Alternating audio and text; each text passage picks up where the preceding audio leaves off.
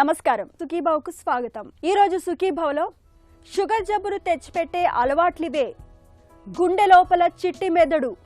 తేనె బెల్లం తింటే షుగర్ పెరగదా? గర్భిణీలో టాచ్ ఇన్ఫెక్షన్లు ఎందుకు ప్రమాదం? ఇంకా హెల్త్ టిప్. మనం రోజు సరదాగా చేసే కొన్ని పనులే మనల్ని షుగర్ వ్యాధి వైపు నడిపిస్తున్నాయంటే నమ్ముతారా? వంశపారంపర్యంగానే కాదు, నిత్య జీవితంలో మనం తెలుసో తెలియకో అలవాటు చేసుకునే కొన్ని చెడు అలవాట్లు కూడా మధుమేహ ముప్పును పెంచుతున్నాయంటున్నారు డాక్టర్లు. పొద్దుపోయేదాకా ఫోన్ చూసుకుంటూ నిద్రను పాడు చేసుకోవడం, గంటల తరబడి కదలకుండా ఒకచోట కూర్చుని పనిచేయడం, ఆకలి లేకపోయినా జంక్ ఫుడ్ని అతిగా తినడం, ఇలాంటి చిన్న చిన్న పొరపాట్లే మనల్ని షుగర్ పేషెంట్లుగా మార్చేస్తున్నాయి. మరి ఈ రోజువారీ తప్పుల్ని ఎలా సరిదిద్దుకోవాలి? మన జీవనశైలిని మార్చుకుని షుగర్ బారిన పడకుండా మనల్ని మనం ఎలా కాపాడుకోవాలి? ఆసక్తికరమైన ఈ వివరాల గురించి ఇప్పుడు తెలుసుకుందాం.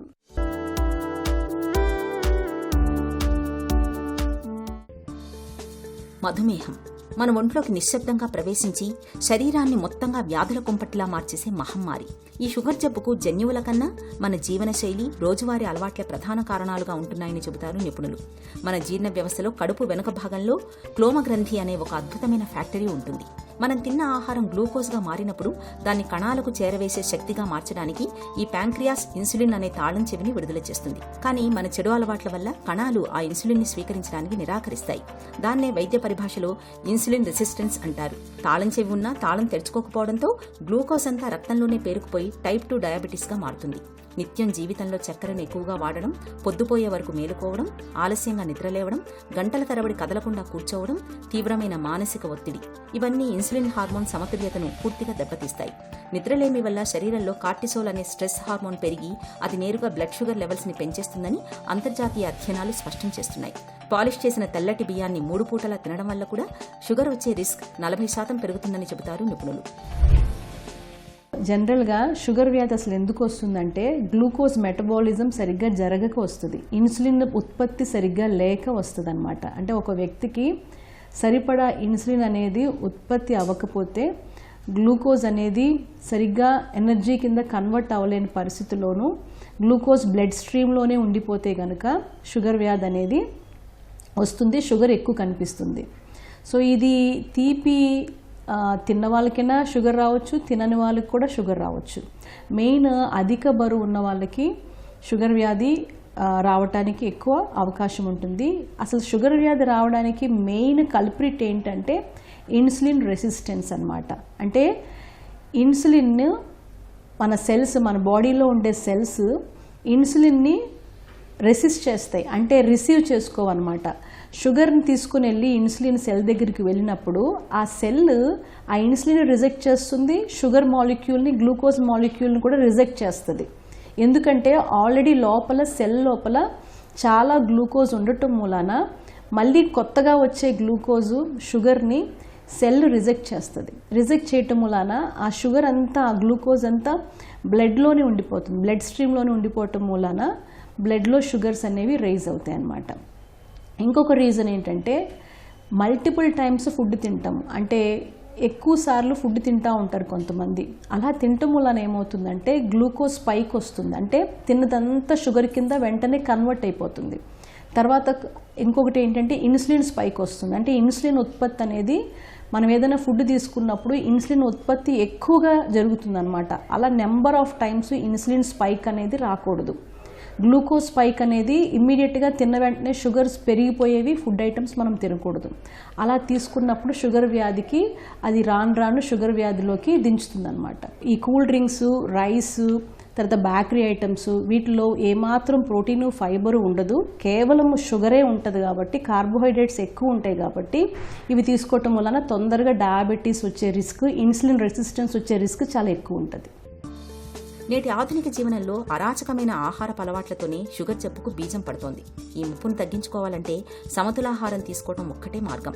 మన ఆహార పళ్లెంలో 30% పోషకాలతో నిండి ఉండాలి. పీచు పదార్థాలు ఎక్కువగా ఉండే తృణధాన్యాలు, ఆకుకూరలు, మొలకెత్తిన గింజలు, గుడ్లు, చేపలు వంటి ప్రోటీన్ ఆహారాన్ని మనం ఎక్కువగా తీసుకోవాలి. ఇక తెల్లటి అన్నం, maida, bakery foods, cool drinks, process junk food కి పూర్తిగా దూరంగా ఉండాలి. పండ్ల విషయానికి వస్తే యాపిల్స్, జామకాయలు వంటి వాటిని మితంగా తీసుకోవచ్చు. కానీ మామిడి, సపోటా, అరటి వంటి తీపి పండ్లను చాలా జాగ్రత్తగా పరిమితంగానే తినాలి. ఆహారంలో కార్బోహైడ్రేట్లు ఎక్కువగా ఉంటే ఇన్సులిన్ రెసిస్టెన్స్ పెరగడం ఖాయం. కాబట్టి పిండి పదార్థాల మోతాదు తక్కువగా ఉండేలా చూసుకోవాలి. ఇక రోజులో కనీసం 45 నిమిషాలైనా నడవాలి. చాలినంత నిద్రపోవాలి. మన జీవనశైలిని ఇలా మార్చుకుంటే డయాబెటీస్ ముప్పు చాలా వరకు తగ్గుతుంది. లేస్తానే ఏ బర్గర్తోనో ఏ పిజ్జాతోనో బ్రేక్ఫాస్ట్ అనేది చేశారనుకోండి, దాని మూలాన నష్టం ఎక్కువ జరుగుతుంది. దాని మూలన డయాబెటీస్ రిస్క్ అనేది పెరుగుతుంది.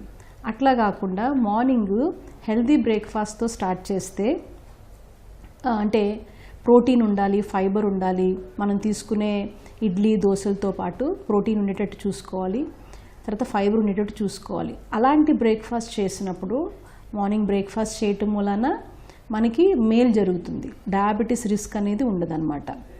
అట్లా కాకుండా మార్నింగే హెల్దీ ఫుడ్స్తో స్టార్ట్ చేస్తే కనుక బ్రేక్ఫాస్ట్ చేయటం మూలానే ఎక్కువ నష్టం జరుగుతుంది.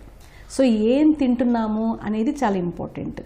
మార్నింగ్ తినే ఫుడ్ ఎప్పుడు కూడా హెల్దీ ఫుడ్ తినాలి.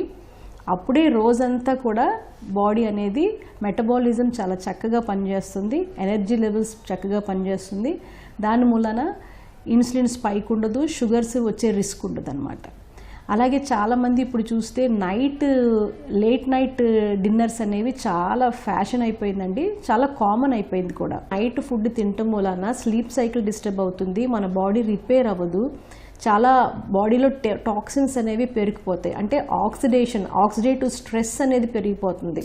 ఆక్సిడేషన్ స్ట్రెస్ పెరిగిపోవటం వలన ఇన్సులిన్ రెసిస్టెన్స్, తర్వాత diabetes, heart diseases, liver diseases, తర్వాత స్ట్రెస్, డిప్రెషను, ఇలాంటివన్నీ ఒకటి కాదు అన్ని ప్రాబ్లమ్స్ అనేవి వస్తాయన్నమాట. సో లేట్ నైట్ అనేది కరెక్ట్ కాదు. అట్లీస్ట్ మనం తినే ఫుడ్కి 3-4 అవర్స్ గ్యాప్ ఉండాలి. నిద్రపోవటానికి తినే ఫుడ్కి 3-4 అవర్స్ గ్యాప్ ఉంటేనే ఈలోపే మనం నిద్రపోయే లోపు చక్కగా డైజెషన్ జరిగిపోతుంది. కాబట్టి దాని మూలన వెయిట్ పెరగరు. ప్రీ డయాబెటీస్లోనే మనము టెస్ట్లో కనుక ప్రీ డయాబెటిక్ స్టేజ్లో ఉన్నారు అని తెలిస్తే కనుక డైట్ కనుక మనం హెల్దీ డైట్ తీసుకోవటం వలన, అంటే కార్బోహైడ్రేట్స్ తగ్గించి మంచి ప్రోటీన్ తీసుకుంటూ ఫైబర్ ఎక్కువ ఉండే ఫుడ్ తీసుకోవటం వలన ప్రీ డయాబెటీస్ కింద మారదు. అంటే ఇంకా లైఫ్లో ఎప్పుడు కూడా డయాబెటీస్ మెడిసిన్ అనేది వాడాల్సిన అవసరమే ఉండదన్నమాట. అట్లా కాకుండా ప్రీ డయాబెటిక్ అని తెలిసినప్పటికీ ఇష్టానుసారంగా ఫుడ్ తీసుకుంటే కనుక డయాబెటీస్లోకి వెళ్ళిపోతారు. డయాబెటీస్ కూడా అన్కంట్రోల్డ్గా పెరిగిపోతుంది. సో డయాబెటీస్కి ట్రీట్మెంట్కి ఆహారమే కాబట్టి మంచి ఆహారం తీసుకోవటం వలన ప్రీ డయాబెటిక్ స్టేజ్లోనే షుగర్ మందులు వాడాల్సిన అవసరం లేకుండా ఖచ్చితంగా షుగర్ అనేది మనము షుగర్ లేకుండా చేసుకోవచ్చు అన్నమాట. షుగర్ అసలు రాకుండా చేసుకోవచ్చు. రహదారిపై స్పీడ్ బ్రేకర్లను ముందే గమనిస్తే ప్రమాదాన్ని తప్పించుకోవచ్చు. అలాగే మధుమేహం రాకముందే మన జీవనశైలిలో చిన్న చిన్న మార్పులు చేసుకుంటే ఆ ముప్పును అలాగే దూరం పెట్టొచ్చు. షుగర్ వ్యాధి మన దరి చేరకూడదంటే మొట్టమొదటి జాగ్రత్త, మనం తినే ఆహార పళ్లలోని పదార్థాలు తెలుపు రంగు నుంచి ఆకుపచ్చ రంగుకు మారాలి. అతిగా పాలిష్ పట్టించిన తెల్లటి బియ్యం, మైదా, పంచదార, బేకరీ ఫుడ్స్, కూల్ డ్రింక్ల వంటి వాటికి ఎంత దూరంగా ఉంటే అంత మంచిది. పీచు పదార్థం సమృద్ధిగా లభించే జొన్నలు, రాగులు, సజ్జలు వంటి తృణధాన్యాలు, ఆకుకూరలు, మొలకెత్తిన గింజలను మన ఆహారంలో ఎక్కువగా చేర్చుకోవాలి. ఇక ప్రతినిత్యం శరీరానికి చాలినంత శ్రమను కల్పించుకోవాలి. రోజుకు కనీసం 30 నుండి 45 నిమిషాల పాటు వేగంగా నడవడం, యోగా లేదా నచ్చిన వ్యాయామం చేయడం వల్ల కణాల్లో ఇన్సులిన్ సున్నితత్వం పెరుగుతుంది. రక్తంలో గ్లూకోజ్ స్థాయిలు అదుపులో ఉంటాయి. రోజు కనీసం 7 నుండి 8 గంటలు నిద్ర ఉండేలా చూసుకోవాలి. మానసిక ఒత్తిడికి ధ్యానం ద్వారా చెక్ పెట్టాలి. బరువును అదుపులో ఉంచుకోవాలి. 30 ఏళ్లు దాటిన వారు ఏడాదికొక్కసారైనా HbA1c పరీక్షను చేయించుకోవాలి. ఇలా అన్ని రకాలుగా జాగ్రత్తలు తీసుకోవడం ద్వారా షుగర్ జబ్బును చాలా వరకు దూరం పెట్టొచ్చు. హెల్త్ న్యూస్ మీకోసం.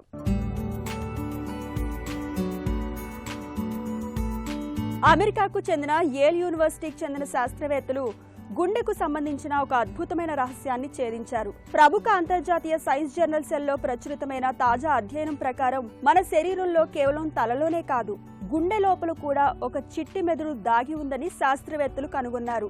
ఇప్పటి వరకు గుండె కేవలం మెదడు పంపే సంకేతాల ప్రకారమే స్పందిస్తుందని భావించేవారు. కానీ గుండె చుట్టూ ఉండే కణజాలంలో ఒక ప్రత్యేకమైన నరాల నెట్వర్క్ లేదా న్యూరాన్ల వ్యవస్థ దాగి ఉందని యేల్ పరిశోధకులు నిరూపించారు. దీన్నే సైంటిఫిక్ భాషలో ఇంటెన్సివ్ కార్డియాక్ నర్వస్ సిస్టమ్ అని పిలుస్తున్నారు.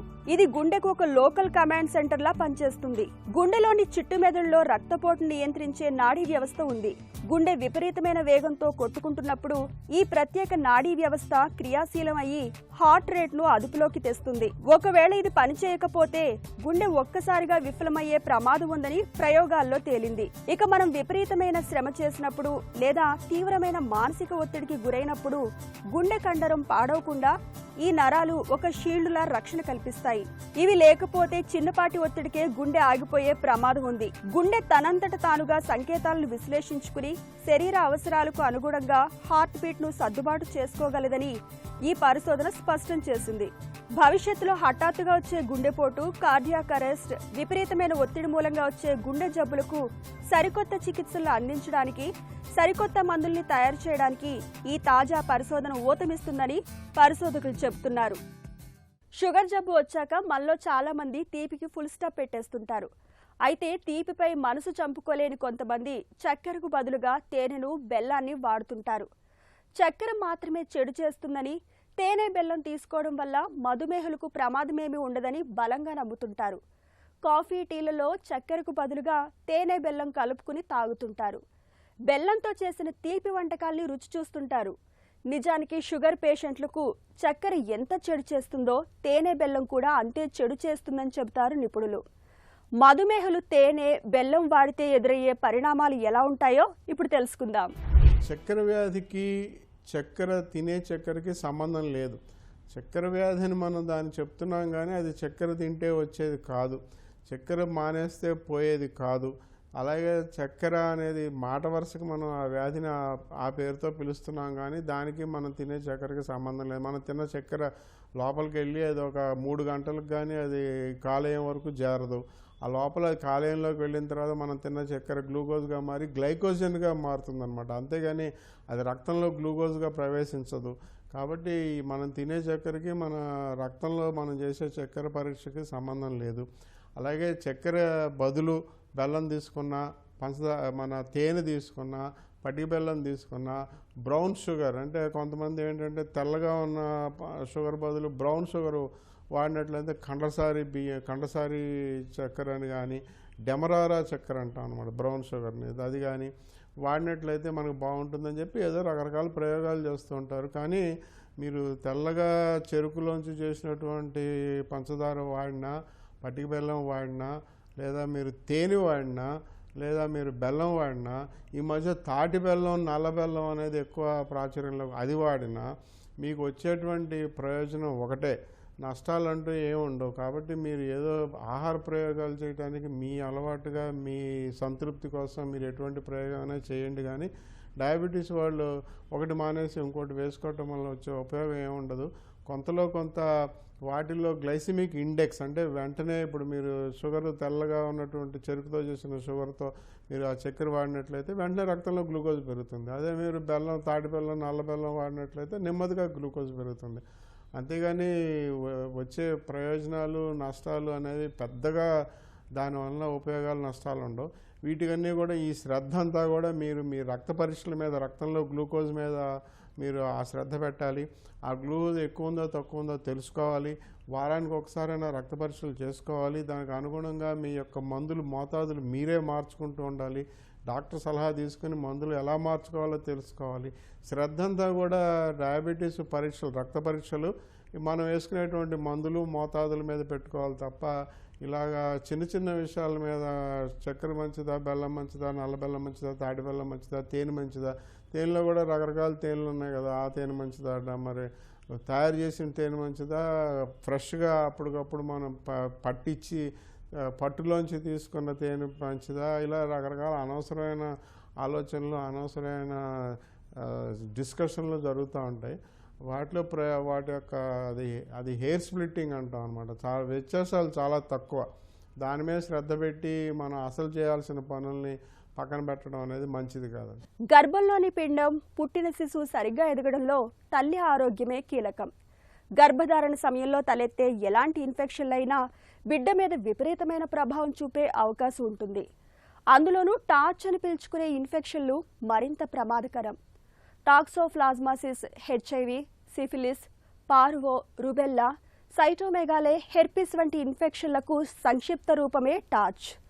టార్చ్ ఇన్ఫెక్షన్లు ముందుగానే గుర్తించడం చాలా కీలకం. ఇందుకు తేలికైన రక్త పరీక్ష ఎంతగానో తోడ్పడుతుంది. టార్చ్ పరీక్ష ప్రాధాన్యం గురించి డాక్టర్ని అడిగి ఇప్పుడు తెలుసుకుందాం.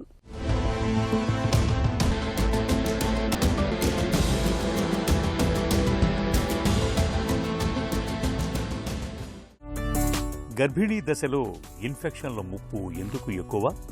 గర్భిణీ దశల్లోనూ మనకి ఇన్ఫెక్షన్లు వస్తే కొన్నిసార్లు ముప్పు ఎందుకని అనుకుంటామంటే వాళ్ళకి రోగనిరోధక శక్తి మామూలుగానే ఉంటుంది, కానీ బిడ్డ అన్నది తల్లి జన్యుకణాలు తండ్రి జన్యుకణాలతో పాటు పుడుతుంది. కాబట్టి ఈ జన్యుకణాలకి మా తల్లి జన్యుకణాలకి సరిపోకపోతే కనుక రిజెక్షన్ అని వస్తుంది. అలా కాకుండా ఉండడానికి మనకు కొన్నిసార్లు ఈ రోగ నిరోధక శక్తి కొంచెం తగ్గుతుంది. కాబట్టి ముఖ్యంగాను మొదటి 3 నెలల్లో బిడ్డ అవయవాలన్నీ తయారవుతాయి. ఆ సమయంలో కొన్ని ఇన్ఫెక్షన్స్ వస్తే బిడ్డ మీద దుష్ఫలితాలు ఉండొచ్చు. అంటే కొన్ని ఆర్గన్స్ అంటే కొన్ని అవయవాలు సరిగా ఏర్పడకపోవచ్చు. తర్వాత బ్రెయిన్లో కానీ అవయవాల్లో కానీ లోపాలు రావచ్చు. దీన్నే కంజెనిటల్ అనామలీస్ అంటారు. ఈ ఇన్ఫెక్షన్స్ ద్వారా జరగవచ్చు. టార్చ్ ఇన్ఫెక్షన్లు అంటే ఏంటి? ఇవి ఎలా సోకుతాయి? టార్చ్ ఇన్ఫెక్షన్స్ అని ఉండేది. టార్చ్ అంటే టాక్సోప్లాస్మోసిస్, అది ఒక విధమైనటువంటి మన ఎమీబియాసిస్ లాంటిది అనమాట. ప్రోటోజోవల్ ఇన్ఫెక్షన్ అంటారు. ఇది మామూలుగా పిల్లులు లేకపోతే సరిగ్గా ఉడకని మాంసం తిన్న వాళ్ళకి అవి గనక ఒకవేళ నీళ్లలో కానీ మనకి సంక్రమిస్తే గనక అలాంటి జబ్బులు రావచ్చు. గర్భిణీలకు టార్చ్ ఇన్ఫెక్షన్లు ఎందుకు ప్రమాదకరం? తల్లి బిడ్డకు ఎలా హాని చేస్తాయి? ముఖ్యంగా ఇది మొదటి 3 నెలల్లో వస్తే బిడ్డ మీద దుష్ఫలితాలు ఉంటాయి. అలాగే అదర్ ఇన్ఫెక్షన్స్ అంటారు. దాంట్లోనూ హర్పీస్, సైటోమెగలో వైరస్, తర్వాత రుబెల్లా అని ఒక కండిషను, ఇవన్నీ కూడా వైరల్ ఇన్ఫెక్షన్స్. ఈ వైరల్ ఇన్ఫెక్షన్స్ అన్నీ కూడాను కొన్ని దుష్ఫలితాలు మనకి బిడ్డ తయారీలో చూపించవచ్చు. కొన్ని ఏమవుతుందంటే 3 నెలలు దాటిన తర్వాత వచ్చినప్పుడు పెద్ద ప్రభావం చూపెట్టకపోవచ్చు. అంటే ఏదైనా ఇన్ఫెక్షన్ వస్తే తల్లి దాన్ని అడ్డుకోలేదా అంటే అడ్డుకోగలదు తప్పకుండాను. కానీ ఆ మొదటి 3 నెలల్లో వచ్చినప్పుడు చాలా తొందరగా బిడ్డ మీద ఫలితాలు వచ్చే అవకాశాలు ఉంటాయి. అలాగే ఏదైనా ఇన్ఫెక్షన్ వచ్చినప్పుడు 7వ నెల దాటిన తర్వాత తల్లికి కనుక ఇన్ఫెక్షన్లు వస్తే అవి తొందరగాను మాయ ద్వారా బిడ్డకి సోకే అవకాశాలు ఉంటాయి. ఇటీవలి కాలంలోనూ మన యూకేలో వాళ్ళు దీన్ని టార్చ్ అని అనకుండా స్కార్చ్ అంటున్నారు. ఎందుకంటేను స్కార్చ్ అని ఎందుకంటున్నారంటే అక్కడ సిఫిలిస్ అంటే ఇది ఒక సుఖవ్యాధి. అంటే భార్య నుంచి భర్తకి, భర్త నుంచి భార్యకి సోకచ్చు. సిఫిలిస్ అన్న ఇన్సిడెన్సీ ఎక్కువైపోతుంది. అలాగే మనం హెచ్ఐవి ఇన్ఫెక్షన్ చూస్తున్నాము. ఈ హెచ్ఐవి ఇన్ఫెక్షన్ కూడా తల్లి నుంచి బిడ్డకి రావచ్చు తల్లికి ఉంటే కనుక. అలాగే ఇప్పుడు ఎన్నో వైరస్లు, జికా వైరస్సు, తర్వాత నిఫా వైరస్సు, నైల్ వైరస్సు, ఇవన్నీ చాలా చూస్తున్నాం. డెంగీ వైరస్సు, ఇవన్నీ కూడా మొదటి 3 నెలల తల్లికి వచ్చిందనుకోండి ప్రాబ్లమ్స్ రావచ్చు. అలాగే మనం ఇన్ఫ్లుయెన్జా వైరస్ కూడా చూసుకోండి, H1N1 ఇన్ఫెక్షన్ అంటాము. అది కూడా మొదటి 3 నెలలు రావచ్చు, తర్వాత కూడా రావచ్చు. వచ్చినప్పుడు బిడ్డ మీద కూడా ప్రాబ్లమ్స్ వస్తాయి. తల్లికి చాలా ప్రాబ్లం అవుతుంది, బిడ్డకు కూడా చాలా ప్రాబ్లం అవుతాయి. కానీ ఈ టార్చ్ ఇన్ఫెక్షన్స్ వల్ల ముఖ్యంగా తల్లికి పెద్ద ప్రాబ్లం లేకపోయినా కూడా బిడ్డకు వచ్చే అవకాశాలు పెరుగుతాయి. టార్చ్ ఇన్ఫెక్షన్లకు చికిత్స ఎలా ఉంటుంది? ముఖ్యంగా ఇప్పుడు మనందరికీ స్కాన్లు చేస్తున్నాం కదా పిల్లలకి.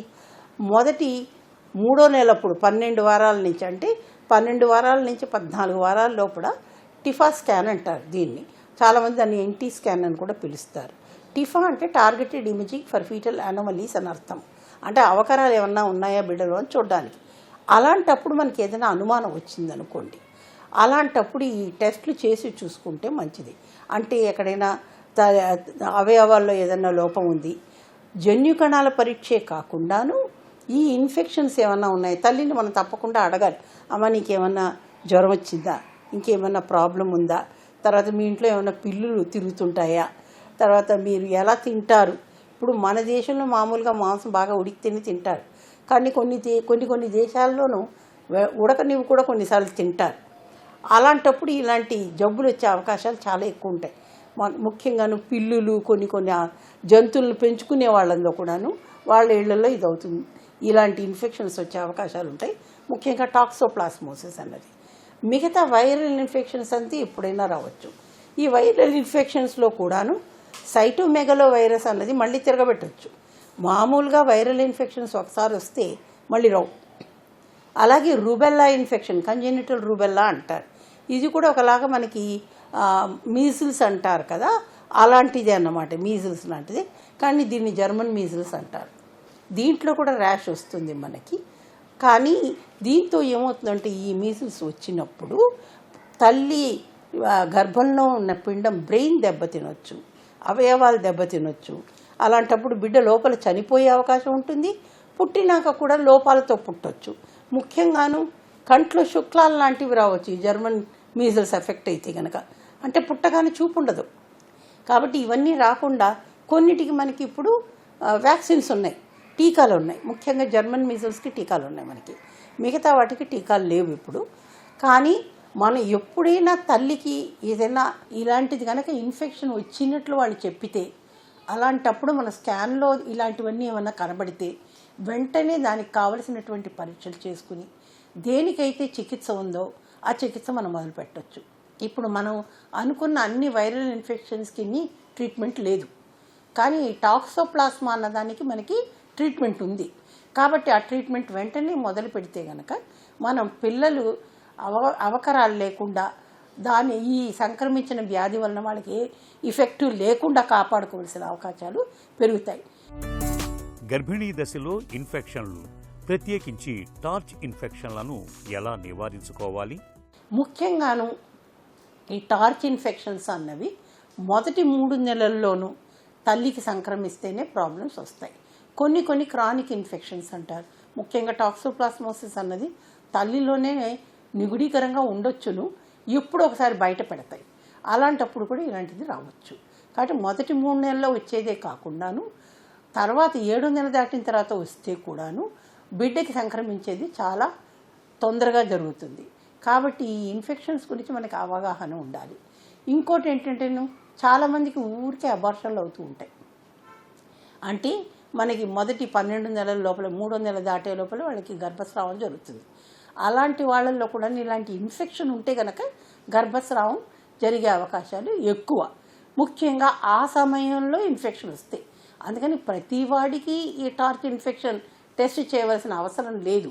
కానీ ఎప్పుడైతే మొదటి 3 నెలల్లో తల్లికి ఏదో జ్వరం వచ్చింది, కోల్డ్ వచ్చింది, ఇంకేదైనా జ్వరం వచ్చిందంటే ముఖ్యంగా ఇలాంటి ఇన్ఫెక్షన్స్ బిడ్డకి ఏదైతే ఎఫెక్ట్ చేయగలదో అలాంటి ఇన్ఫెక్షన్స్ లేవు అని తెలుసుకోవడానికి ఈ పరీక్షలు చేయడం చాలా ముఖ్యం. గర్భిణీ దశలో ఇన్ఫెక్షన్ల విషయంలో అప్రమత్తంగా ఉండాలి. ముందస్తుగా టార్చ్ పరీక్షను చేయించుకోవడం అన్ని విధాల మేలు. కాన్పయ్యే వరకు పెంపుడు జంతువులకు దూరంగా ఉండడం ద్వారా పుట్టబోయే బిడ్డకు ఇన్ఫెక్షన్ సోకకుండా నివారించుకోవచ్చు. ఒక చిన్న చిట్కా మీకోసం. జుట్టు రాలిపోతున్నప్పుడు, అకారణంగా జుట్టు తెల్లబడుతున్నప్పుడు కరివేపాకును ఒక ఔషధంగా వాడుకోవచ్చు. గుప్పెడు కరివేపాకులు, 1 చెంచా మెంతులు, కాస్త కొబ్బరి నూనెలో వేసి చిన్న మంటపై నల్లగా అయ్యేంత వరకు మరిగించండి. ఆపై వచ్చిన నూనెను వడకట్టి భద్రపరచుకోండి. ఈ నూనెను వారానికి 2 సార్లు తలకు పట్టించి మర్దన చేయండి. ఇలా చేయడం వల్ల జుట్టు రాలడం, తెల్లబడడం తగ్గుతుంది.